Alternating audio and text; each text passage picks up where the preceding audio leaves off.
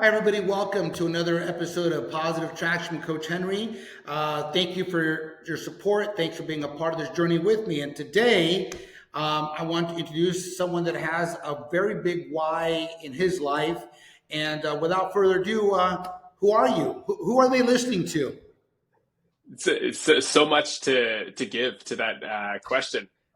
So my name is Brandon Peacock. I'm Canadian, as we talked about before, which is interesting because my story has to do with gun violence. So long story short, I grew up a typical Canadian kid. Ice hockey. I played baseball, which is a little atypical for Canadians, but athlete through and through. Went to university in business law. Law was my plan for my entire life. Realized I hated it pretty quickly into my university career. Funny enough, I was actually working at the Supreme Court of Canada when I realized I hated it. So it was a Supreme Court justice who kind of like pushed me off of that. And then I ended up falling into the corporate consulting world in my early 20s. And boom, at 23 years old, I get shot in a drive-by shooting as a bystander walking in to get my hair cut. So since the shooting, I've launched a charity called Hit the Ground Running, where we support other trauma survivors along their recovery journeys as well. Very fortunately, I was able to not only survive 3 gunshots, but also come out, I'd say, a better version of myself athletically, mentally, all across the board.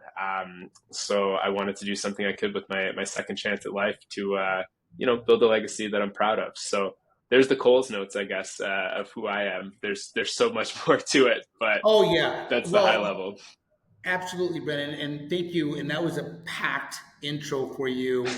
And now we're going to unpack a little bit because I know that people, I know in our pre interview when we got to know each other a little bit, um, I knew that this was something the people I know that are engaged with me and a lot of everyone should listen to a little bit about how you went. Can you share how old you are at this stage of life?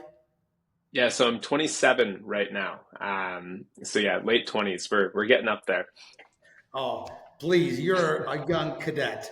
Now, this all happened, and just so I can fill in the backstory for everybody, and we're going to go through it together now. This happened about how many years ago? Just The over barber. 4 years ago. Yeah, so Yeah. June 2020. Okay. So now, as everybody heard, guys, is Brandon, was going into a barbershop like all of us do, like I need to do here soon, and minding your own business. And obviously, at that present moment, your life changed. Now, obviously, the beautiful thing, and we'll get to it and end it, is that you've been able to make this a blessing, but it wasn't like that in the beginning.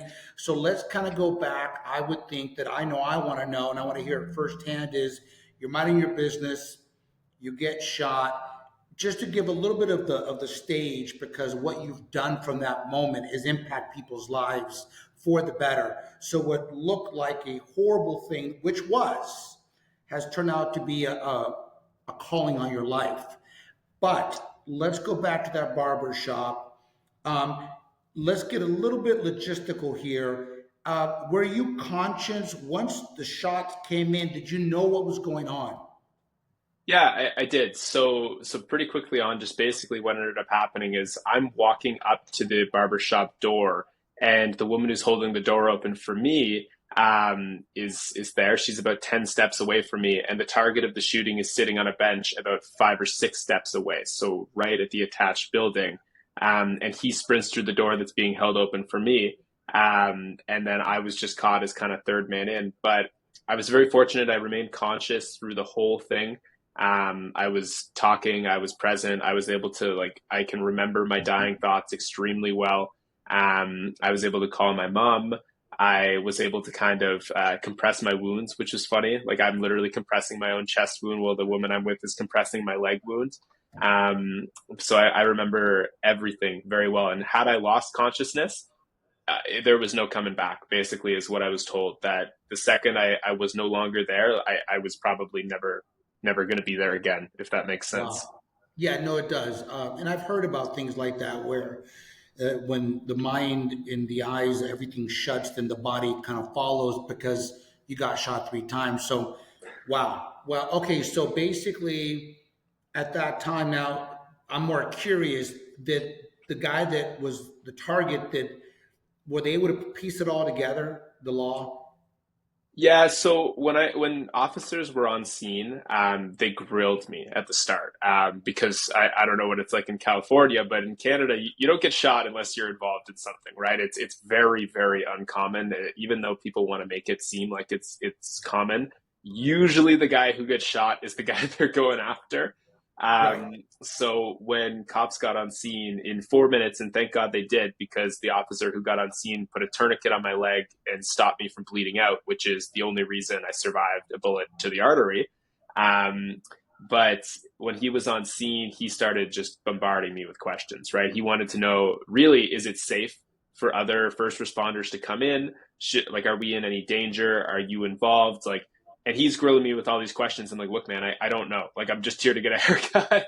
Yeah, yeah. um, but but that same officer who grilled me for a few minutes while I was on the ground bleeding out also was the one who stayed by my side the entire night until my dad was able to make it into the operating room.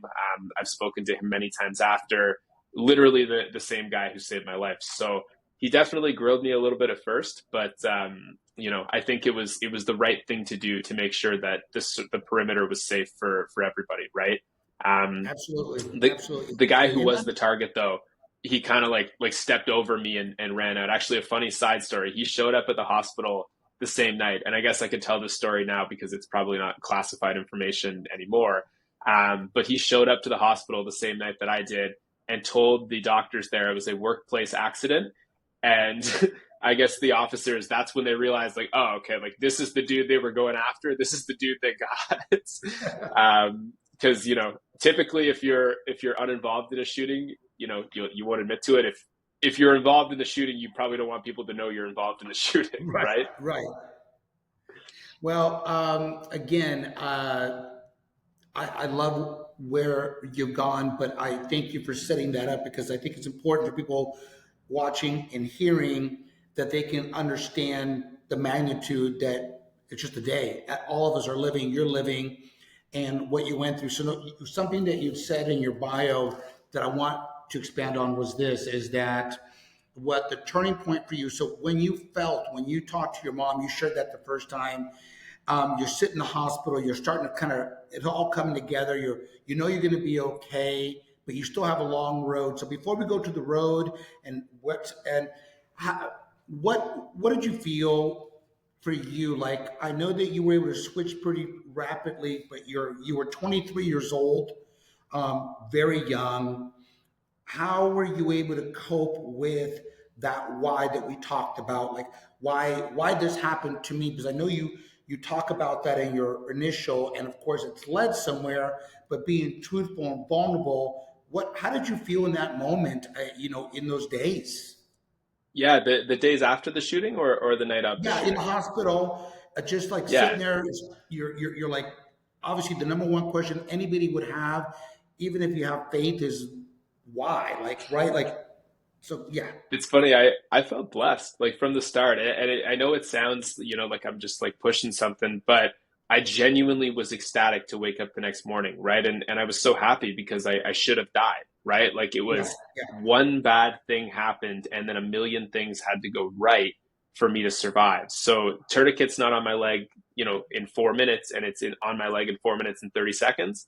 I'm probably dead, right? Like bullet to yeah, the artery, yeah, you bleed out that quickly, right? If I didn't make it to the hospital in 30 minutes and make it to the operating table in 2 hours or whatever it was, probably dead, right? I had an 8 hour long surgery to keep my leg attached to my body and survive. If everything doesn't go right there, I'm either an amputee or I'm dead, right? So yeah, I woke up yeah, that next morning and it was like the greatest high you could ever imagine, right? I was hooked up to every breathing tube, that they had. I had wires running down my whole body, and all I wanted to do was call my friends. I actually you could ask anybody in the hospital that morning. I didn't have my phone because the officers took it into evidence because they didn't know, what my involvement was. But all I wanted to do was call everybody I knew and just be like, I made it, like we're good. And they didn't even know about the shooting yet. But I was just so happy from the start. And I think it was reframing things, really quickly that allowed me to recover well. Yeah, But also one of the things I look at, on that point of how I was able to kind of rally back quickly is from the time I was young, I looked at life like a story, right? And I know it's a little bit cheesy, but I loved to yeah, write. I loved to speak when I was a kid. And I saw an opportunity on day one, right? The second I survived this, I knew I was given this beautiful gift, right? yeah, And I now had the opportunity to, use my unique experience to make some sort of positive change in the world. And I had no idea what it was at the time. I didn't know I was going to start a charity. I didn't know I was going to start doing work with not for profits. Like, I was just a corporate bro at the time of the shooting. yeah, yeah. So it changed the trajectory of my life entirely.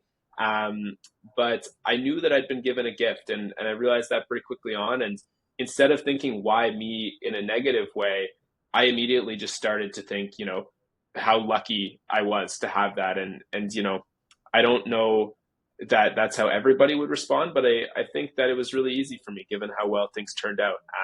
And I say how well things turned out. The first couple of days, I'm literally on a hospital bed with my legs sliced open on both sides, unable to move. Like, I was fully immobile for about 10 days, where I couldn't even bend up because all my ribs were broken. And I couldn't Wow, stand up because I had bullets in both my legs, wow. and a double fasciotomy on the right leg. But I knew that I was going to find a way. Um, and at that point, I knew the only barrier was time. So I tried to make the most of my days in the hospital by reading and just enjoying as much of my life as I could at that moment. Yeah.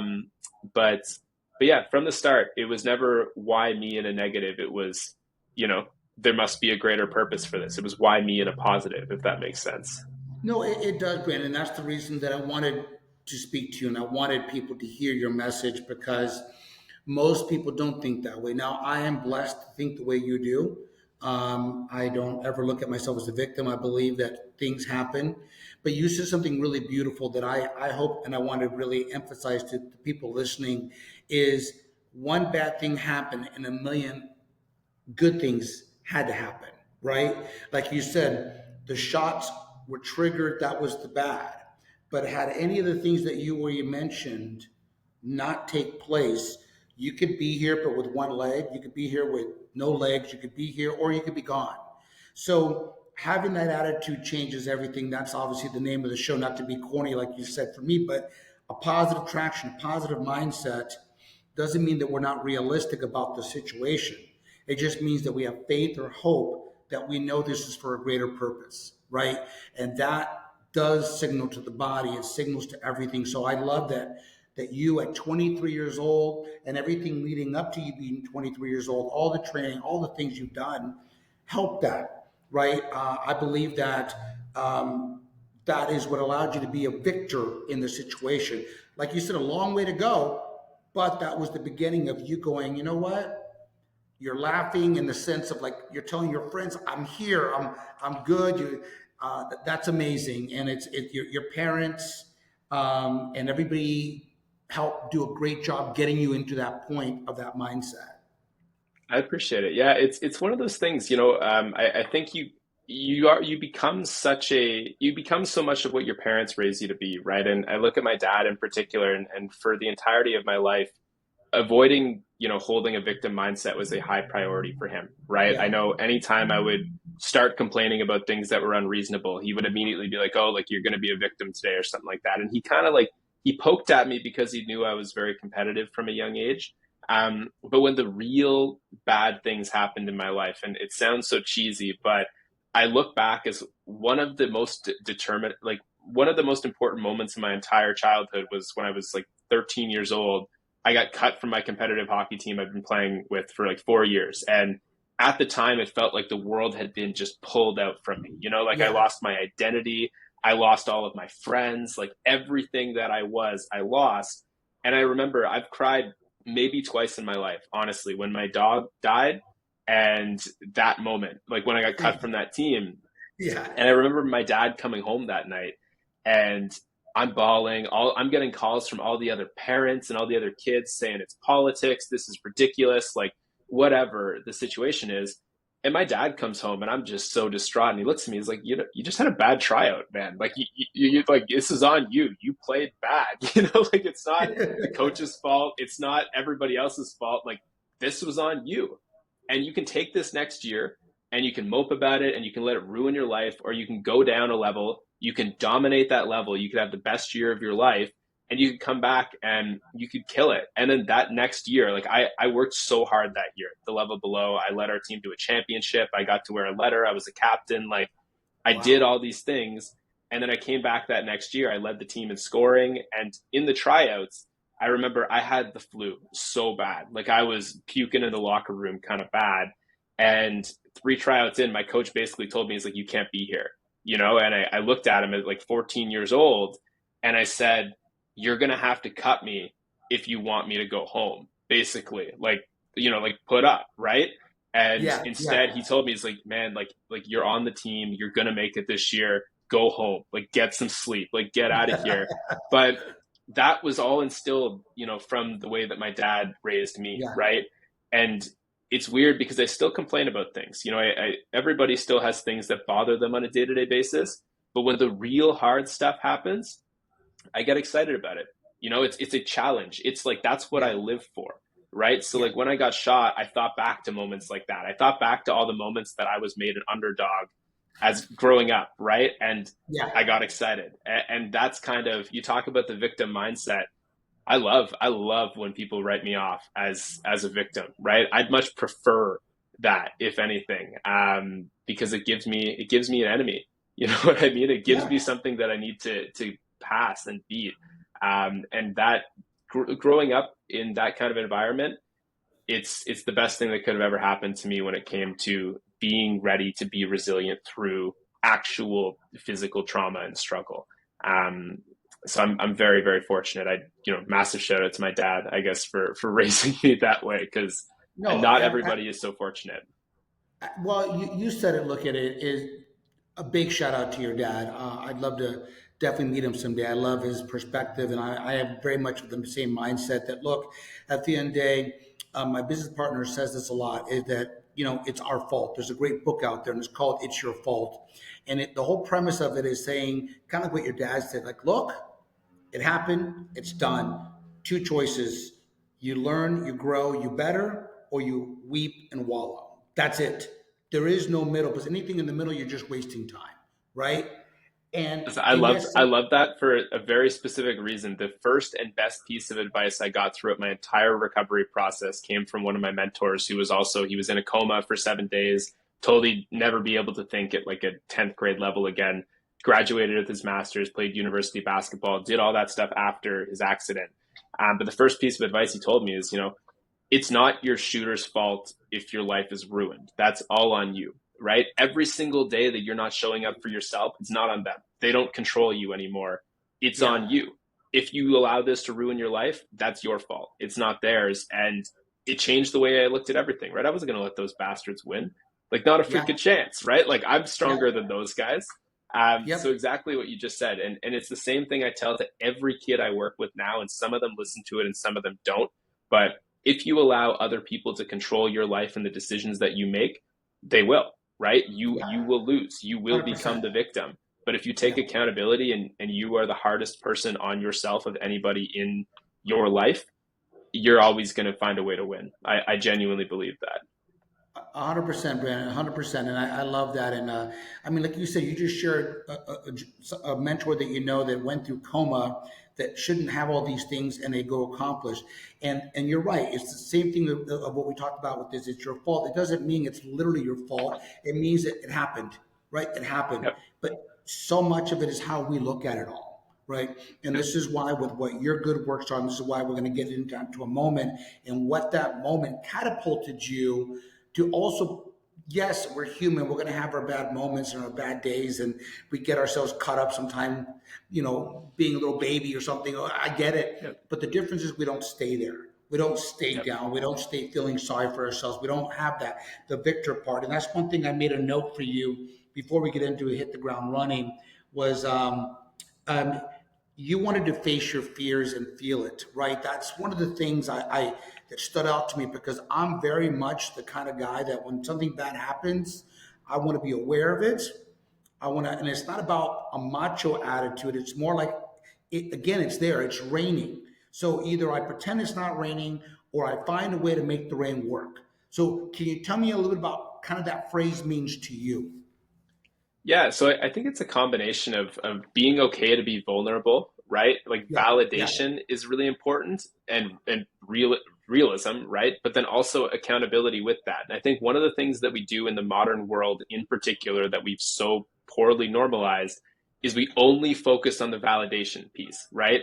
It's like yes, yes, you feel sad because you are sad. And it's like, yes, that is true, right? When I got shot, for example, I told you before, I had really bad PTSD, right? yeah, I really struggled going out in public afterwards. I thought everybody was going to kill me. I was on high alert. I had hyper anxiety. I was not the same Brandon I was, a day before the shooting or the day of the shooting, right? Like in the months after. And it was real that I was feeling that. It was valid for me to feel that way. But had I just started taking antidepressants, or I started self isolating because I was yep, anxious and didn't want to face the world, I would have spiraled, right? It would have been the thing yep, that ruined my life. So what I started doing is I was horrified of walking in the dark. Like literally every time I was in the dark, I thought I was going to get murdered. So what I started doing is I started going for these jogs while I had, I could barely run. I was limp jogging like 5Ks. And I started going for these jogs at 2 a.m. in the middle of the sketchiest part of my entire city of Ottawa. And I was like, if I die here, I'm going to die here. Like if there's a place that I'm going to die, it's going to be right here, right now. And at that point, I was so broken that I just needed to remind myself that the world was a better place. Like I wasn't afraid of death anymore because death couldn't be yeah, worse than how hyper anxious I was feeling. But a beautiful thing happened, right? I got out there, I did those runs, and every night I survived. And then every night I made it home to bed. And then every next day, I was like, okay, well, if I survived that, I could obviously survive this, right? Like I'm not afraid of walking in the middle of the day in the safe area of town anymore because I survived walking around in the middle of the night in the sketchy area, right? And yeah, jogging yeah, around. So it's just it's putting things in perspective, and it's also doing the thing that you don't want to do to realize it's not as hard as you think it is in your head, right? And that was so important for me, and it translates, not just into those very intense moments of your life, but into all the little moments, right? It's like making a sales call. It sucks making sales calls for the first time. I don't like it. I don't think anybody likes it, right? But as you start making more and more sales calls, you're not afraid of it anymore. Like, what's the worst the guy on the other end is going to do? He's going to, ream you out, tell you you're an idiot, and hang up the phone. Like, you move on, right? Like, you forget about it 20 yeah. minutes later, right? So it's just that exposure therapy piece that was so big for me. And I think everybody of all walks of life can benefit from it. It's not just trauma survivors, let's say. It's legitimately every human being on the planet could benefit from some exposure. And I don't think we normalize it enough. I think we just allow people to be coddled, and we tell them if you don't want to do something, you don't have to do it.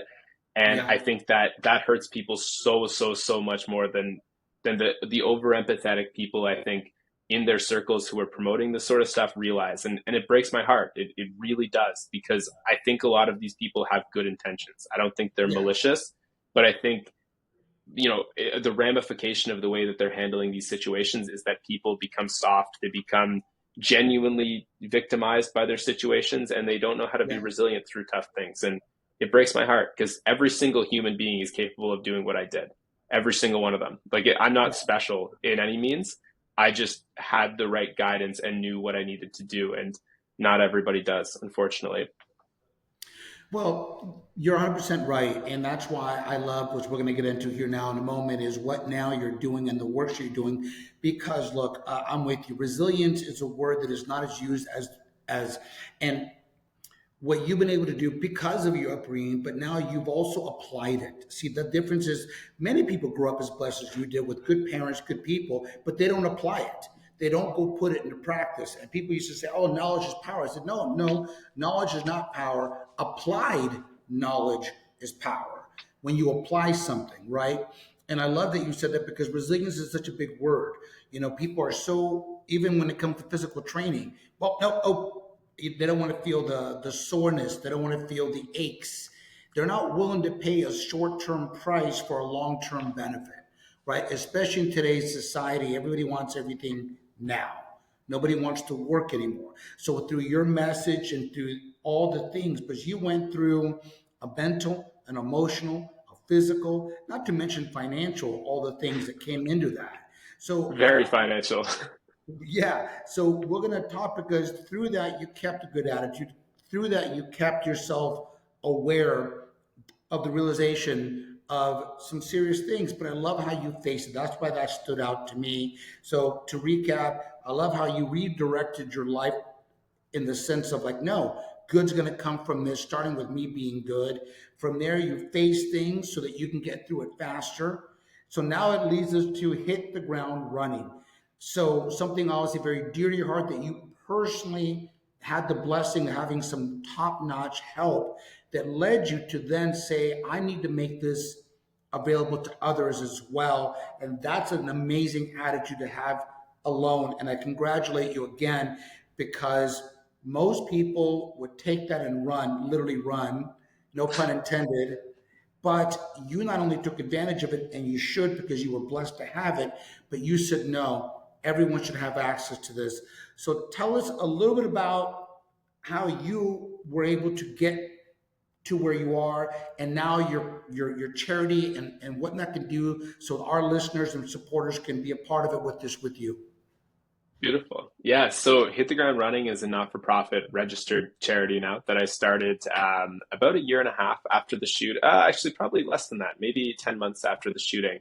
And like I said before, the days after I got shot, I knew I wanted to do something good with my story. And I didn't know what that was yet. I didn't know if it was going to be a business or a charity or just, public speaking, for example. I didn't know what it was going to be, but I knew that I had been given this opportunity to recover and then to, to Yeah, to make something out of it, right? Because I couldn't just start selling my story right away. I needed to make it incredible. I needed to do the thing that people would, relate to and they would connect with, right? Where I was blessed is I don't come from a wealthy background. I didn't have, access to stem cell therapy and to top-notch physiotherapists in clinic and all of these things, right? And insurance doesn't provide them either, which is part of why I started my mission. But right. when I got shot, I was the best candidate to get shot because my best friend was a physiotherapist, right? Like best friend in the whole world. And he wasn't working at the time because of the COVID pandemic in Canada. Everything shut down. Like businesses were shut down. Any sort of like training facility was shut down. You couldn't go out and do anything because they were so worried about the virus. So what ended up happening is my best friend, who was a physiotherapist who recently graduated, wasn't able to take his national licensing exam to practice physio in clinic. So he had all of the time in the world, free days every day, and he had this shitty little gym in his basement with like gym equipment from the 1980s. But out of a and he Rocky movie. literally out of a Rocky movie, and he just loved me so much that every single day my dad, he took the summer off work, he would drive me from my place to my friend's place, which is about 30 minutes away, and he would drop me off there for like 5 hours. And I would just spend the whole day with my friend Frank working out. And at the start, I could barely move. I was pretty much immobile. He would just sit there and stretch me for as long as he could. And he loved it. He cared about me. And it was also a patient study for him. But what we started to realize quickly is because he pushed me so freaking hard, we started making so much quick progress, right? And because we already had that relationship, like he knew I wasn't going to sue him. He knew there was no liability to be worried about there. It was Yeah, like, I'm going to do whatever it takes to get Brandon healthy again. And because of that care and that passion that he had for me, I started surpassing even the wildest expectations that my other medical professionals had. So I had one session of physiotherapy a week that my insurance covered, which is not nearly enough when you're going through an injury like that in your early 20s, when you have a great chance of recovery. yeah, But I would go to that weekly session and I was already 3 weeks ahead at all points minimum of what that physio was putting me through. And what I yeah, noticed pretty quickly on is he'd hook me up to a stim machine, a TENS machine for like 20 minutes, which is like those electrode pads that you put on your body, yeah, which actually don't do anything if you're not doing movement, which is a whole different talking point. But then he'd stretch me out for 20 minutes and then he'd spend 20 minutes bouncing from room to room and then he'd kick me out. And if that's all the rehab therapy that I had, all the physiotherapy that I had, I would have never recovered, right? Even if I wanted to spend time on my own doing it, I wouldn't have known where to start. I would have had no idea, right? You rely on these industry professionals so much, and for them to come up short like that is heartbreaking, right? But I was yeah, lucky where I had access to 7 days of physiotherapy, 5 hours a day through my best friend for free.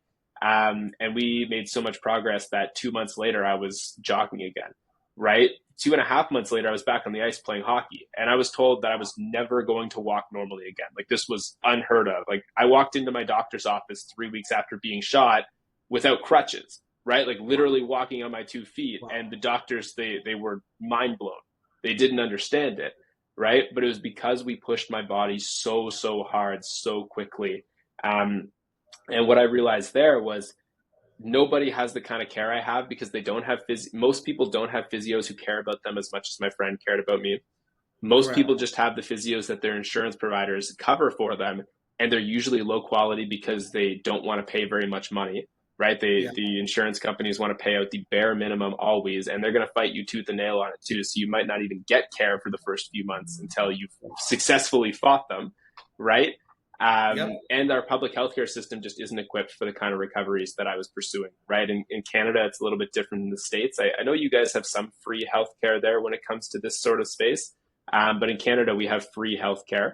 The unfortunate reality is the care is to such a low standard that it just wouldn't have helped me progress, right?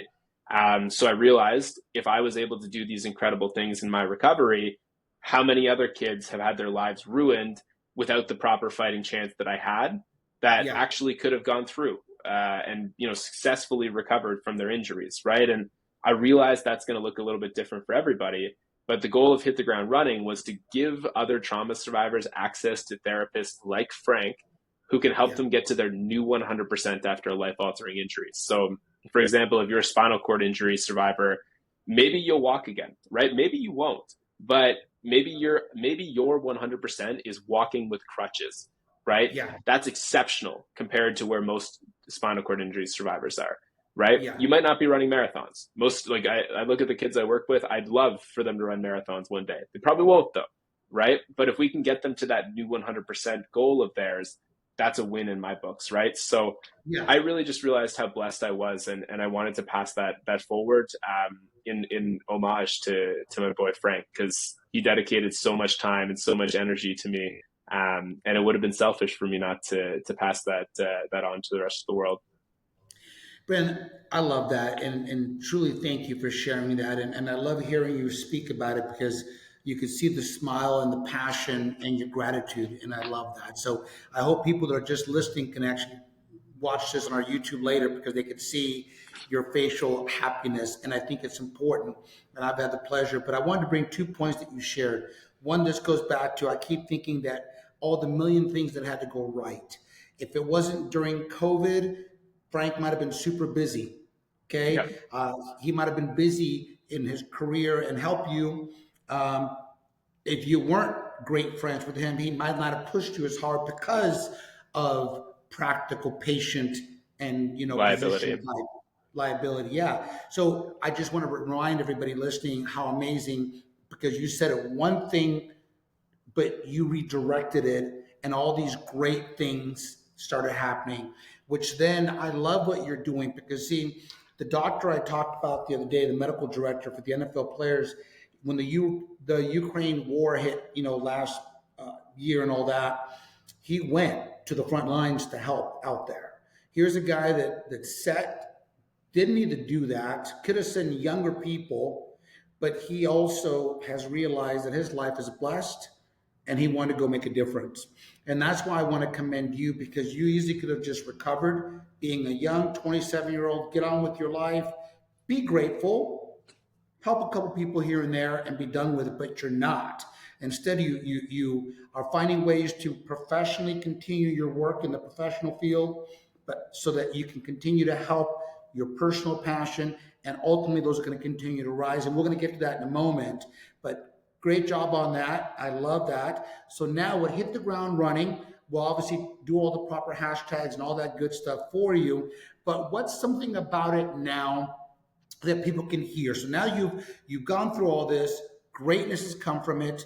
You're blessed. You're blessing others. What is something now as a goal, as something that you're just 27 years old saying, world, you thought I was down. I'm about to show you my best work. Yeah, so something I'm really proud of is we just dropped $50,000 on stem cell therapy for one of the spinal cord injury patients that we Wow. work with, and Wow. that's exceptional. Again, I wear my heart on my sleeve for most people who know me, and they've seen that. And I think one of the things that makes my charity a little bit different is I will go bankrupt if I have to, helping the kids that I support. Right? I know Yeah. that not all not for profits will do that. I also know it's probably not smart to do that, but I represent my community, right? I am one of my community. And for the individual that we helped, we've been covering his physiotherapy every month, and we're going to continue to do that. That's our number one and number two priorities of spend every month are his therapy and Gavin, another kid we work with, therapy. Because if they're not recovering and they have to stagnate a month, it's going to change their entire lives. Where if I just have to eat toast and crackers all month, like I'll get through it. Like, I'm gonna be fine. Yeah.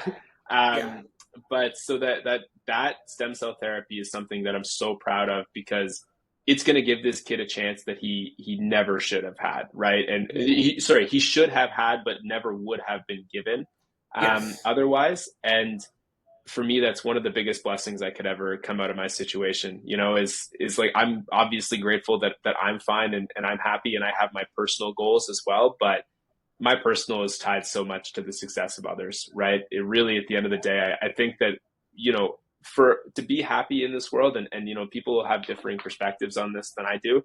I think you have to live a life of servitude, right? I think when you lift up 100%. others, you come Yeah. up with them, right? And I'm very fortunate to have been able to do that. So that's something I'm really proud of with Hit the Ground Running and what we've done. And we've still got a long way to go, obviously. As our expenses start to rise every month, it makes it a little bit more challenging to continue fighting that fight. But we're going to find a way, man, because it's what it's all about. I'd happily, I'm not going to sacrifice this incredible second chance at life I've been given without fighting to every last breath that I possibly could to help my team and kind of push them forward. So we just did the first round. We've got 3 more rounds of stem cells for Isaiah. We haven't fundraised $50,000 yet, but we just took out the reserves and got it done because if we got that therapy done within the first year, and we were kind of closing in on that deadline, your likelihood of like neural regeneration is so much higher. So Yeah. we bit the bullet and we're going for it. So that's one thing I'm really proud of with what we've done. There's a lot of things I'm really proud of with what we've done, but that's like the most recent one for sure. Well, that's a beautiful story because again, it goes to your passion, and the world needs that, Brandon. And that's why I'm trying to use my platform, just like yours, to spread news like yours. And if even one listener goes, you know what?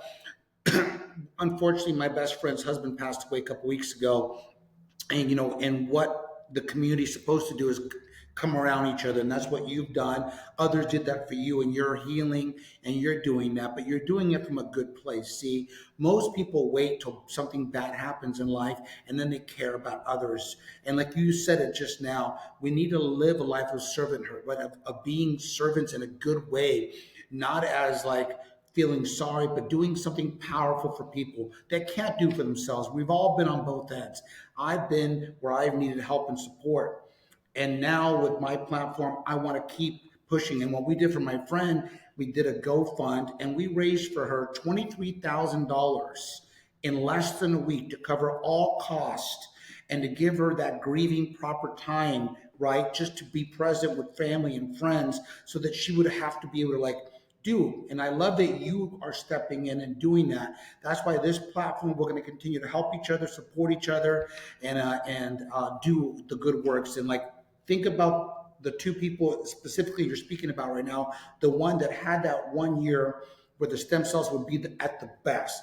And I love something you keep saying is being your best 100 for that, right? And I love that's how I take it. It's being the best 100. And if that best 100 is a wheelchair or crutches or running a marathon, it's being that best 100. And you want to use your tools, your gift, your voice to help people that fall in those categories be their best 100. Now, I'm going to borrow that and give you credit. Be your best 100 at where you're at, right? I love that. Well, I think the thing that's so beautiful about it too that I didn't even understand, I think when I first came up with that sentiment, but I surely do now, is you don't know what your 100% is, right? I Yeah. thought for me, my 100% in life after being shot in both the legs was running that first marathon, right? Like I did not think that I could pursue anything more than that. I thought that was Yeah. the pinnacle of excellence in my life. And now I'm looking at training for an Ironman, right? And I'm looking at doing these different things that are more challenging. I'm, Yeah. fundraising more money. I'm doing all these things. And you realize that the goalposts are going to continue to get shifted as you start to evolve in life. And you're probably never going to hit that 100%. But if you're constantly pursuing it, you're going to be happy of the person you become along the journey, right? And that's the Yeah. thing I always tell, especially the spinal cord injury survivors that I work with from the start. And I know on social media, I'm just being like, we're going to make this kid walk again. And that's the goal, but they might not ever walk again, right? I've told that to every spinal cord injury survivor I've worked with. They might not ever walk again. But if we act like they are going to walk again and we do everything we can to get there, Yeah. you're going to find yourself along the journey, right? You're going to become proud of the person that you've become post injury. And that's all it's about, right? And not a lot of people live their life in a way like that. And I think it really shows in the society we live in, unfortunately. I love that, Brandon. I love that. And again, I know we'll have it all written out, but can you verbally, for those that are just driving, we're going to hear this.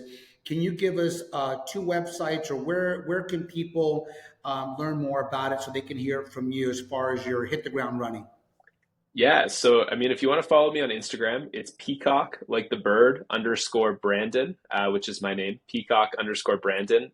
That's where you can see all like my content and stuff, and links are in my bio there. But the website itself for Hit the Ground Running Charity is www.htgrcharity.com. So, like hitthegroundrunning.com, hitthegroundrunningcharity.com. So yeah, there's so much more information about some of the kids that we've worked with, the work that we're aspiring to do on those platforms as well. So I anybody love it. who is looking for a good, meaningful not-for-profit, and if they connect with the message, we can always use the support, especially as we're in these, I think, growing stages. We're not at the 100% of where we should be yet, but we're definitely not at the beginning either. Well, that's great. Well, obviously, we're going to be discussing more. This is, and for the people listening, is these are relationships. You know, I'm intentional as well. I'm not just here to fill up space. I want my works to be done, and I want people like yourself that are passionate, that take the time to bless others, to be a difference, because we all need. That's what we're supposed to do in this world, is help each other. I'm not going to focus on the ones that don't. That's their own deal. But before we go, I always give my guest friends an opportunity to ask me one question, because you've been so gracious to answer all kinds of questions, share your story, a glimpse of it. And I hope people really can take, and I know I've learned a lot from you and your passion and your heart. And I know I want my team to be a big part of anything we can to help your cause. And we have a couple mixers coming up, which we'll talk about off camera, that we can definitely tie in to spread your word.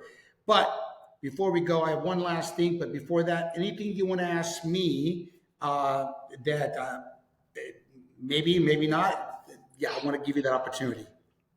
Yeah, I've got two things. The first is more of a statement. If you guys are ever looking for motivational speakers at the start of their career, you let me know, because I'm always happy to get down to Southern California, and I've got a few under my belt now, so we're working on it.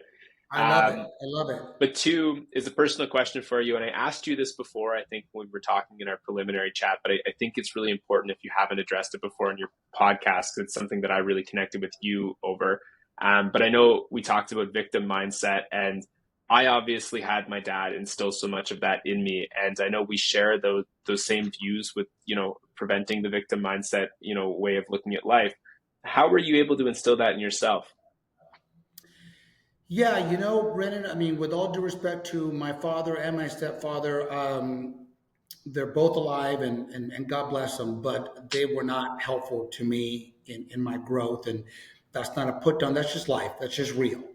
They're good men in their own ways, but I my faith is really what allowed me to grow and to become the man that I am, and to be able to have healthy kids now, and be able to use platforms. And it was my life experiences.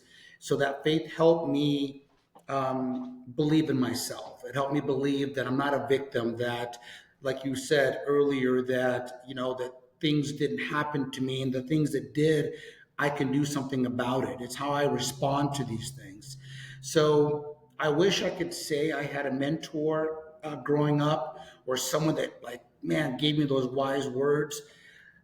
Unfortunately, I didn't. But you know what it did, Brandon? It forced me to become that, right? You know, like a piece of coal with pressure becomes a diamond. I feel that's what life did to me. It really crushed me. And because of my faith, I'm not saying I'm a diamond, but I'm a decent gem of a person, I like to say. And it's helped me why, like you, I feel I had a second chance in life. I did not get shot, but I did have bankruptcies and other things in life that were detrimental to me. And I had a second chance to do something good. So that's why I gravitate to people like you and people that want to make a difference and not just talk about it, but actually do it. So hopefully that gives you a little perspective of an answer. It does. And I love, I'll say the last thing to it. I love that multiple times over this conversation you've brought up the difference between people who just talk about things in, being, kindness things, let's say, like helping, or just saying them, right? And I think the unfortunate reality is there's a lot of people who use empathy as a personality trait without actually putting it into action.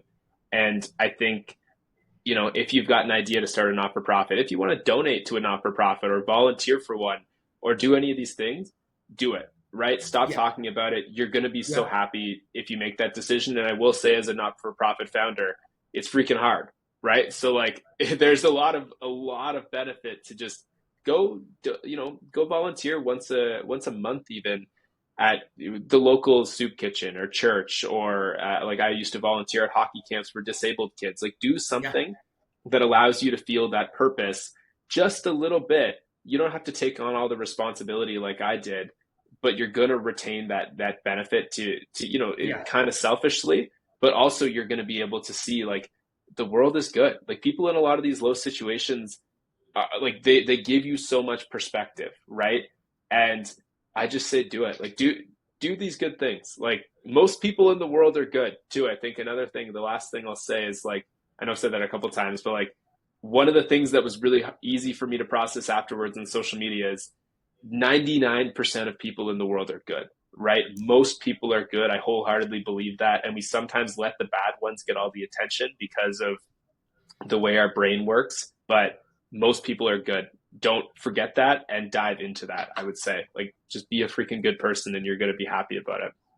I love it, Brandon, and thank you for sharing that. And I think again, this is why I'm going to borrow and of course give you all the credit. Is that sometimes a bad thing does happen, but there's so many great things that have to happen and do happen after. So, and we have a slogan that we'll sign off with. Is just be better, do better, live better, right? And when you're living better, you're blessing people along the way. So we'll talk a couple seconds after we stop recording here and do our little pictures. But thank you, Brandon, for sharing your story, for doing great things, for not letting life keep you down, but actually using it to a platform. And we'll do our best to continue helping. And everybody, thank you out there for listening in. Hopefully, you enjoyed and take a lot of tidbits from Brandon's wisdom and experience. And Brandon, until next time, thanks for being on the show. Thanks for having me. It was a great conversation. Thank you, everybody.